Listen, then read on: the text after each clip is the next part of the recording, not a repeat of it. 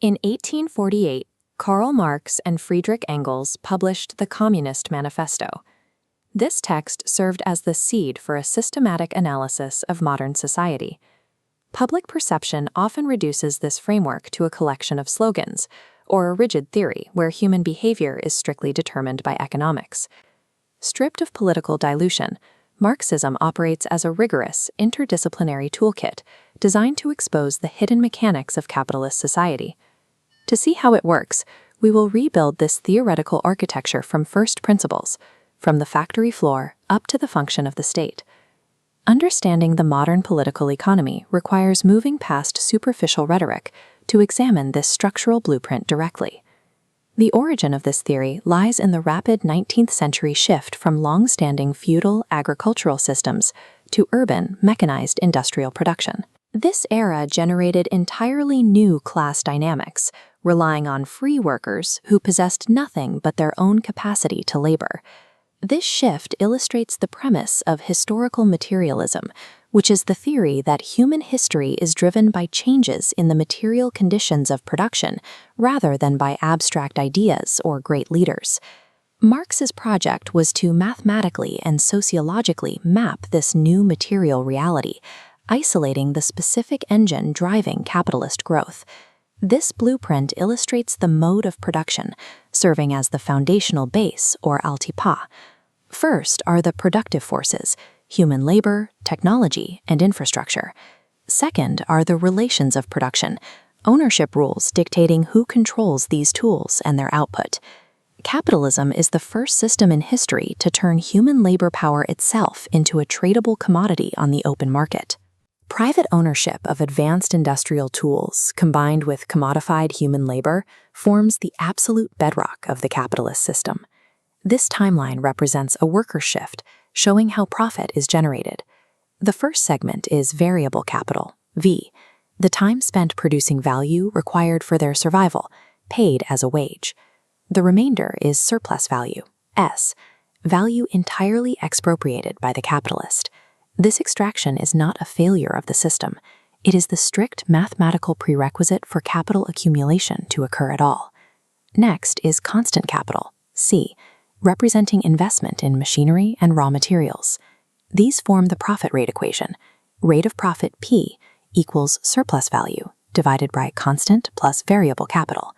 As competition forces machinery investments, C grows, causing the profit rate to fall. To fight this mathematical gravity, capitalism must constantly expand into new global markets, commodify previously untouched areas of life, or severely depress wages. How does this polarized economic base protect itself? It generates a superstructure, or ustyapu, pillars of law, politics, and ideology that validate the base. The base establishes parameters, but allows mutual interaction with the superstructure through mediation, or doleim. The state possesses a dual nature. It functions as an institution managing universal societal cohesion, while simultaneously acting as an apparatus that enforces the rule of the dominant economic class. This introduces the concept of relative autonomy.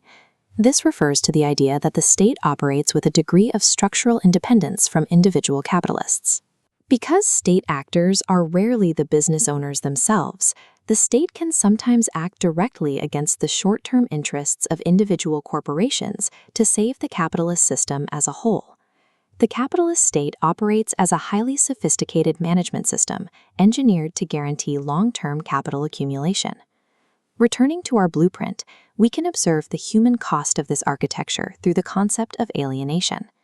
Alienation is an objective material condition where the worker is structurally severed from the product they create, the process of their labor, and their own human potential. This leads to commodity fetishism. The products of human labor come to confront their own creators as alien, independent powers dictating terms on the market. How does society tolerate this structural fracture without rebellion? Ideology acts as a glowing resin that flows down to fill the jagged fractures. Arising directly from material conditions, this substance seals the system's contradictions. The systemic division between mental and manual labor fragments human experience, making it difficult for individuals to see the totality of the system from the inside. Ideology naturally arises to fill this cognitive void. It rationalizes a distorted material reality, presenting conditions like extreme inequality and wage labor as natural laws of nature. Ideology acts as the essential mortar of the capitalist architecture, smoothing over inherent contradictions to maintain the structure's integrity. When viewed through this structural architecture, standard political concepts change. Concepts like equality and democracy are analyzed as transitional tools, not final destinations. Liberal representative democracy is identified simply as one specific, historically contingent state form operating within the capitalist superstructure. True human emancipation demands the complete dismantling and replacement of this specific base and superstructure architecture, rather than merely reforming its edges. The concept of the dictatorship of the proletariat was conceived strictly as a temporary, transitional mechanism meant to dismantle the old state apparatus. In this framework, ultimate freedom is defined collectively as the liberation of humanity from the blind, objective constraints of capital. In this complete architectural model, we see how the extraction of surplus value in the base powers the state apparatus in the superstructure, while ideology patches the structural gaps. The power of Marxist theory lies in its ability to map society as a complete totality. It integrates the precise micro-mathematics of the factory floor with the macro behavior and sociology of the nation-state. Regardless of political stance, this analytical framework provides a unique integration of historical continuity, economic derivation, and sociological critique. Marxism offers a rigorous toolkit for mapping the structural forces and inherent crises that continue to shape the 21st century global economy.